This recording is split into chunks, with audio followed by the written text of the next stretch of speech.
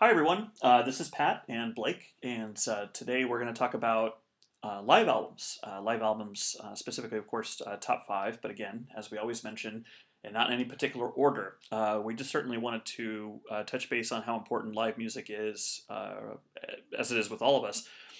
We're very keen on going to concerts and seeing our favorite artists live, and it's can be kind of rare, I think, when we come across an album that's as successful as the ones that we feel we've picked here, as far as how they were recorded, what have you. I mean, there's nothing, of course, compares to live music. We know that, but we certainly wanted to give it a shot here, as far as pointing out some albums that we feel did transcend.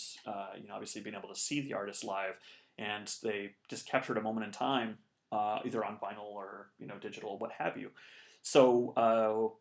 Yeah, for me, it was kind of, I think, something that we were talking about earlier. It's just like, sometimes that band is just so on fire at that specific time and moment. And for me, it was really hard to actually kind of go through and actually pick out five for this, because I feel like there's a ton of live albums that I've listened to over the years that are pretty big. We kind of joked about Frampton Comes Alive.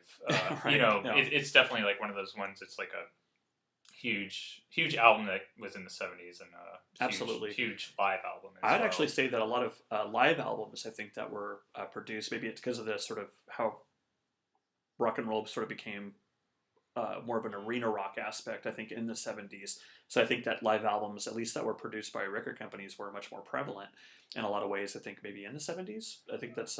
Yeah, and it's funny because one of the ones that I have is, in the 70s, and I feel like it's pretty big, but I'll get to it in, once we kind of get the show going and rolling there. But Right.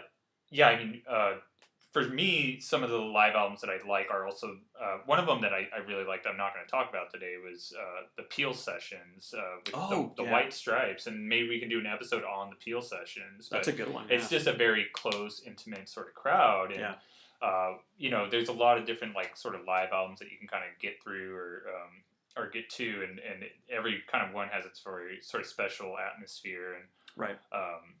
Yeah, it for me there was just a ton, like the Clash one. I mentioned that one to you. I don't know if you ever listened to it, but it's just like it's all thriller, no filler for sure. Just it's their catalog, and they know how to do a really good live album. Absolutely. I think one for me too that stood out that didn't make the list, but at the same time it's maybe one of his best albums is James Brown's Live at the Apollo. Oh yeah, that's a good one too. Oh but, yeah, but I think as I mentioned, a big thing in the 70s I think was actually releasing live albums. And you mentioned Peter Frampton. I don't even think he was huge until I think that's the one that put him on the map. Yeah, I mean, and I know we had actually talked about prior, obviously not via podcast, was Kiss. A lot of Kiss's studio albums, for lack of a better term, really fall flat. I just don't think the production was very good at all. And it wasn't until their live album that you realized, wow, they're actually a little more dynamic than what they sound like. Mm-hmm. And that really actually sort of dovetails, I think, into what I wanted to start with. The first album I wanted to mention, which for me is, I actually think it's their best album. And it's one of the best live albums for sure, as I mentioned, that is Cheap Trick's at Budokan. Cheap Trick for me, so in the 70s, growing up, when I was a kid in elementary school, parents, you listen to their music, and my parents were really big into, like, my dad was into Marvin Gaye and, a lot of the soul music from Motown, and my mom was into the Beatles. And for me, my sister, who's a couple years older, a couple of grades older, and I can remember in elementary school, the first band that she got into was Cheap Trick.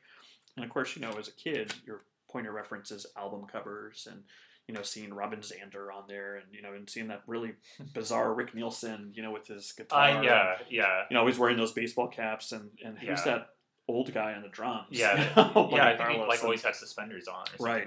But for me, I know with Cheap Trick that this is an album. My understanding is that they weren't very big here in the States at all. They had a hard time, finding traction, but they were huge in Japan, which is kind of like almost like a Spinal Tap thing. It's like, hey, it's like, look at this fandom across overseas. When you mentioned that to me, I thought that was very interesting. Kind of like the Jimi Hendrix approach of music, where it's like this American band doesn't necessarily need to be popular in America to make it, and that it's, I don't know, something that's just kind of like amazing, because I mean, with American people in American music, they obviously grab from so many different genres and people, and but it's just amazing that an artist like this could do that they Absolutely. get popular overseas. So. And that was something that too, when they released this album, I don't think they really thought it was going to be big here at all. They thought, if anything, it would be sort of like, hey, let's release it in Japan, of course, and have it be big. And so, of course, At Budokan is really, I think, in a lot of ways, the album that did, put Cheap Trick on the map and really made them much, much more popular out here in the States. And, when you look at this, I mean, man, they do a cover of Ain't That a Shame? The Fats Domino song. Yeah. And, he actually just passed away. Which is crazy. and that's right. And just it's just an incredible album. The way it's recorded, the way it sounds, the band themselves. I mean, they're just incredible together when you listen to it. And I think also I know we had kind of pointed out when we had listened to it together a little bit, was the of course the Beastie Boys, the start of Chicken. Oh yeah. It's like this is the first song on our new album, that kind of thing. So there's definitely people that have pulled from it, but I know for me too, Cheap Trick was never a band.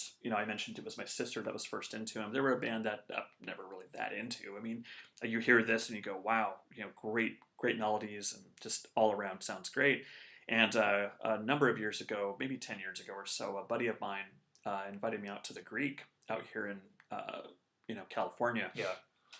To see Cheap Trick, Alice Cooper. He had an extra ticket, and Alice Cooper's great. It was okay. It was just sort of there, but to this day, seeing Cheap Trick live, phenomenal. And I've seen tons of concerts. I mean, probably in the hundreds as far as that goes, like many of you. And to me, it's just amazing how much Cheap Trick actually stood out. They're just a phenomenal live band, and I think that really rings true, especially on this record, which again, it's At Budokan. You may have heard of it if you haven't, but checking it out. Yeah, and I'm pretty sure the huge single off of that is the one that you hear on the radio all the time. Is like "I Want You to Want Me." Oh yeah, of course. Yeah, that's like their pinnacle of songs that get played on the radio for sure. Well, sure, and also Surrender, I think. But Surrender. Of course, Surrender more the studio version. You're right, but it's just, those two songs alone, just amazing. Hats off to him to make a single out of a live album, which Absolutely. is like that's phenomenal for them. I agree. Yeah, but if you want to check it out, it's definitely one I actually bought today. I actually bought a ton of live albums today, and that was the one I bought just because you mentioned it, and I put it on just right now. And absolutely, I think we'll likely take a picture and we'll post it on our Instagram account, which you can of course check out. Yeah, at top five albums. Yeah, just look for it. You'll see the actual album that he purchased today. Yeah, so, and all our episodes should be linked up there on what we've talked about before. And absolutely. Hopefully you're enjoying the show by now, and hopefully we have many more to come. There you go. Yeah, so all right. So for mine was actually, it's funny that you mentioned about going to see these people live, and my very first concert was actually Joe Cocker. I actually saw him in Orange County, right over by the fairgrounds at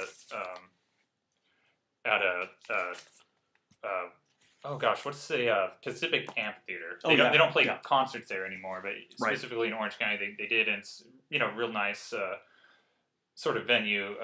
But Joe Cocker, the Mad Dogs, and Englishmen, it was actually recorded at Madison Square Garden, and for me this is a really big album. I think I was telling you before was a lot of people don't know like how this is around this time where a lot of bands sort of got the horn section, and they got a lot of gospel singers in there, and they kind of did the band thing, the band, and sort of made everything sound fuller. Like you heard it with like the Stones on Exile on Main Street, the Kinks did it for sure. But with Joe Cocker and the Mad Dogs and Englishmen, I feel like they kind of hit it out of the park with it. They had Leon Russell and Joe Cocker, and the amazing thing about it is it's an easy listen to because it's all pretty much cover songs. So they start off with the Blues Brothers melody. So you hear the horns, it's like da da da da da da da da da, right. And then it goes into Honky Tonk Women and the Stone song. Yeah, the Stone song, and it's just the way that they put the song together, it doesn't even sound like it, but it sounds like its own song. But you listen to She Came In Through the Bathroom Window, so many other songs like "Cry Me a River," it give Peace a Chance. It's just such a fun album, and I think the main thing about this too was that with this band that Leon Russell and Joe Cocker got together was uh, a part of like music history where I believe Jim Price and Bobby Keys were the horn section in this, and the Stones picked them and took them and put them on all, Honky Tonk, Sticky Fingers. I think from there going Exile forward, Main Street, Exile right. Main Street, Yeah. and they used them, live for their horn section, and then with Jim Gordon and Carl Rydell, Clapton really liked him, and pretty much all this band is on the Eric Clapton solo album where he's sitting in the chair. If you look at the back cover of everybody who's listed on the Eric Clapton album, they're the same people that are listed on this. And also on Layla and others. Oh yeah. So that's when Eric Clapton kind of got a hold of those guys, and he got them. And unfortunately, the crazy part was Jim Gordon, the drummer, he's the one who he went insane and killed his mother, mom. With like a hammer or something like that. I'm pretty sure he. Right. Was it Jim Gordon or Jim Keltner? I forget. They Keltner. I'm sorry, so. Keltner. It could be. Yeah. I think it's Gordon. We'll get back to you on that. We'll do a correction on the next one. Regardless, really fun live album. Derek and the Dominoes have a really fun live album too. If you ever get to listen to that one, but excellent. That was my pick for that one. Yeah, it's funny because I actually have never listened to that album, and I'm looking forward to it. My reference of Joe Cocker, maybe for a lot of people is maybe like the start of the Wonder Years and his cover of, What Would You Do, the Beatles with a little help song. from my friends and stuff. And to me, it's like, Joe Cocker, a lot of times it sounds like, or maybe it's just perception because he always looks like he's going to have a seizure. But regardless, I mean, it's just, I don't have much background with him. Mm-hmm. So for me, this is actually an example of like what we're trying to do here, which is to try to, share what we like about music. And I'm really glad that, obviously with Blake, and I'm sure this will happen again and again, he's going to be able to share this album with me so that way I can actually listen to it. Anyways, for what that's worth, I mean, I'm looking forward to it. It's always great to hear new music. So, yeah, definitely one if you find it out there. It's definitely usually in like a cheapo bin or something like that. It's definitely, you get a lot of bang for your buck out of that one. Right. And this next one that we're about to talk about is, right. I feel like it could have been a number one. Like if you look at it that way. If you look at it that way, it's definitely, I think, one that I really like. Specifically out of their catalog of albums. A really big band, but you want to introduce this one? Yeah, I gotta say, this is one that, for me, and it's kind of odd because I'm sure most of you are aware of the sort of MTV Unplugged series that they had. A lot of artists took part of that. That was back in the 90s when MTV actually still played music. And I really feel like the whole Unplugged thing kind of started. It's kind of weird to reference this, but I remember way back when Guns N' Roses, when they did Appetite for Destruction, afterwards they did that album Lies, which was half live tracks and then half acoustic. And it kind of felt like all of a sudden bands were kind of going more acoustic that were a little bit heavy. And I think that's where they actually pulled the unplugged aspect. That's my recollection of it as far as that goes. And there were many artists, and one in particular was REM, who they just didn't release an album for it, but at the same time, it was just a great show. But one album that they did release as an album is the Nirvana Unplugged. It's the one that took place there in New York. And oddly enough, it's actually produced by Scott Litt, who was the producer of all those great REM albums. And, Kurt Cobain being a huge, huge REM fan. And, the fact that this album came out, it's not what you would normally think of a live album, right? Because you think of like, oh, hey, it's an arena and it's, being recorded that way. But the subtleties of this album, obviously the acoustic aspect, but also just the sort of intimate environment of, being on that stage with these songs. And of course, brought up, I think Kurt Cobain was one of those people that he definitely was great about referencing like who he liked. And he, by mentioning that to the media, especially with just how powerful they were as far as, presence with music, what they did at that time, and being able to bring up Chris and Kurt Kirkwood from the Meat Puppets and play a couple of their songs, and also covering, of course, the Vaseline's, being a huge fan. He did Jesus Doesn't Want Me for a Sunbeam, and and I mean, just when you listen to this all the way through, and of course, there's songs on here from from In Utero and from Gosh, the big one. Nevermind. Nevermind. Yeah, Hi. You yeah, think I could get that off the top of my head? Bleach too. And then, of course, About a Girl Yeah. from Bleach, which I mean, of course, if you've listened to Bleach, that's such a beautiful song, and that sort of juxtaposes to these really really heavy songs on there, but it's just wonderful on here, and everything just comes together and flows very very very very well. Yeah, I think with the unplugged thing too, they did do a really good job of capturing it. There's you can watch it live and Yeah. or I'm sorry, see A it, recording of it, yeah. recording of it. Sure. It's just an awesome thing, and especially you always hear the stories about Kurt wanting it to look like a funeral or somebody had passed Right. away, and I remember watching something about it with Dave Grohl explaining like they wanted him to just kind of sound quieter and quieter, and it's like, can you just play? He's just like, I'll play with like chopsticks and just hit like a time block if you guys want me to. He's like, but in a joking way, but. They did a really good job of also, I mean, with David Bowie's "The Man Who Sold the World." Yes, right. When they come in with like the kind of non-acoustic sort of guitar solo that comes in there, where I'm pretty sure they just hooked up a acoustic guitar with like a pedal on there, right. and it just sounds so beautiful. And they'd only practiced that song maybe once before, and I think too this was one of those ones that you told me about where it's just like at that time.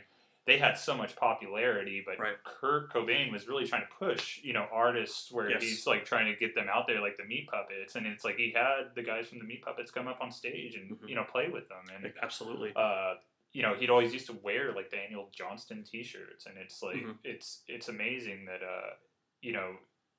and this one too. I think it's one of those ones where they were actually able to get a single off of the live album as well. You hear "The Man Who Sold the World," even though it's not even their song. It's like a cover song that's live that you hear on the radio on K-Rock out here all the time. Absolutely, like, and I think that's a song too where it's like, how often did you really hear? Because of course David Bowie on the radio would be played all the time, but that's not something that you would hear from his catalog all the time. No. All of a sudden, that gets played, and now you hear his version even more on classic rock stations at the time.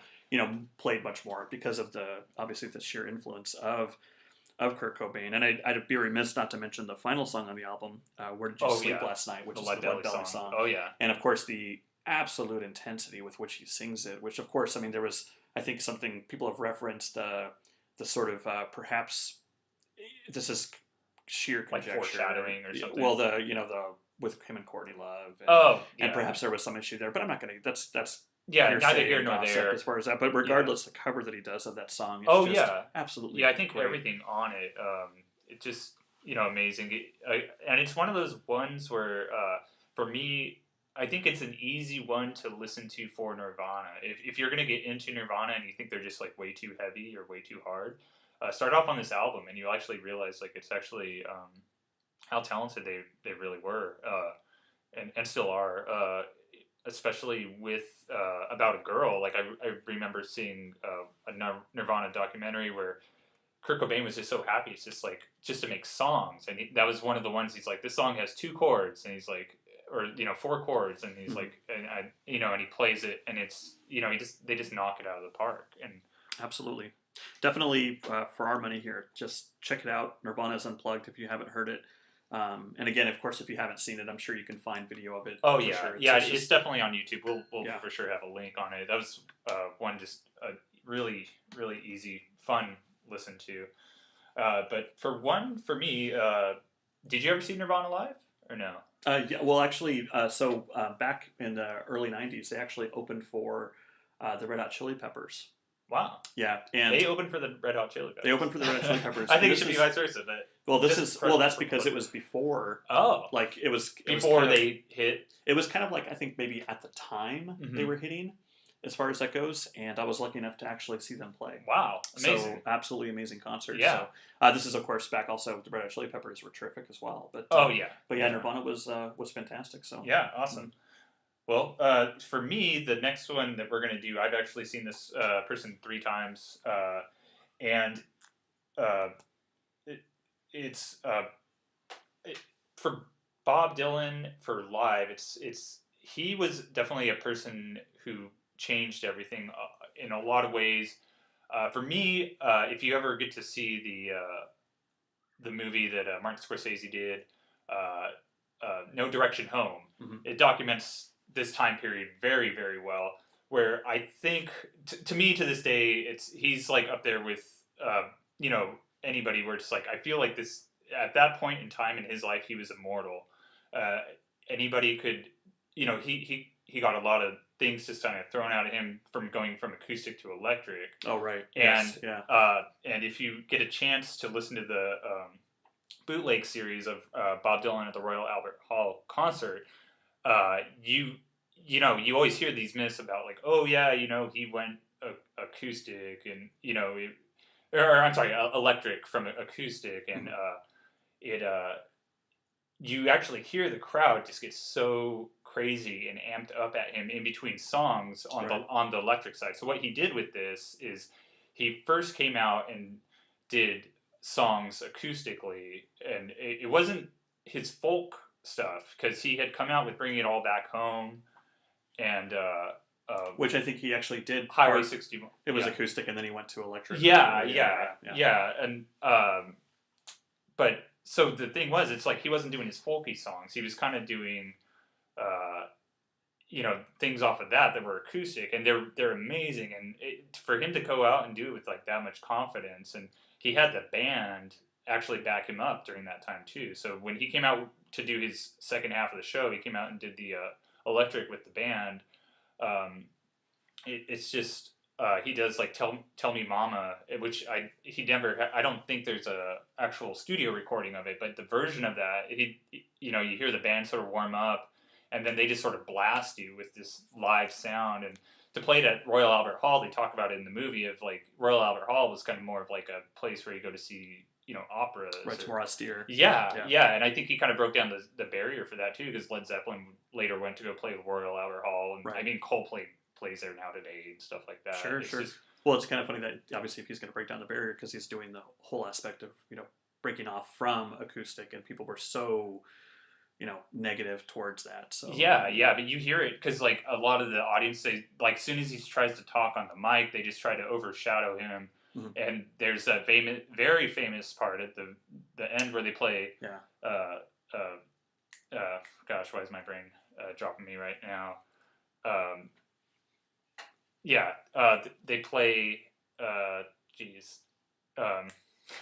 Like a Rolling Stone. There we go. My brain is just like you try to grab everything and anything just off the top of your head. But yeah, Like a Rolling Stone, right before he goes into it, somebody yells out, you know, Judas, and he tells you, I don't believe you. You're a liar. And then you hear him faintly off of the mic say, play it fucking loud. And then they just blast him and just like rides off in the sunset like that. It's amazing. And it's just like for him to do it with that much confidence, definitely just one of my favorites. If you get to listen to it, it's one of those ones. And his other live albums are really great too. Again, in that the Rolling Thunder Revenue or Revival, that one's really good too. The arrangements on his songs, and that's the thing that he was able to do. Like Babe, Let Me Follow You Down. The rendition of that electric that he does on the Royal Albert Hall concert. It's just the arrangements he does. He can take the song and just make it sound completely different, and you don't realize you're listening to it. And he still does that to this day.